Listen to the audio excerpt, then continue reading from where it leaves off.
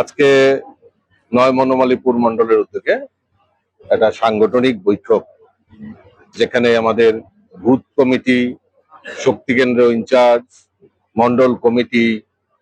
মোর্চা committee যারা যারা রয়েছেন কার্যকর্তাদের নিয়ে একটা সাংগঠনিক বৈঠকের আয়োজন করা হয়েছে।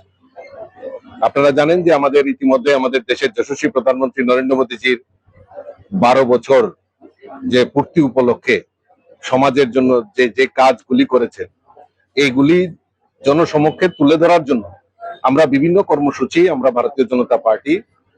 বিভিন্ন কর্মসূচির মাধ্যমে সেগুলি পালন করা হচ্ছে। এবং তার পাশাপাশি সংগঠনকে আরো মজবুত করার লক্ষ্যে, সংগঠনকে শক্তিশালী করার লক্ষ্যে আমাদের বিভিন্ন সময়ে সাংগঠনিক বৈঠক এবং সংগঠন এবং বুথ স্তরে আমাদের কি কাজ চলছে, বুথের কর্মীরা, বুথের কার্যকর্তারা, শক্তি কেন্দ্রের কার্যকর্তারা কি কাজ করছে, সেগুলি সময়ে সময়ে কার্যকর্তাদের মধ্যে আমরা রিভিউ মিটিং আমরা করে থাকি। আজকে তারই অঙ্গ হিসাবে আমরা আজকে নয় বনমালীপুর মন্ডলের উদ্যোগে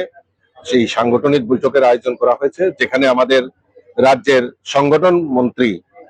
আদরণীয় রবীন্দ্র রাজুজি এখানে উপস্থিত থাকবেন এবং কার্যকর্তাদের সঙ্গে খোলাখুলি কথা বলবেন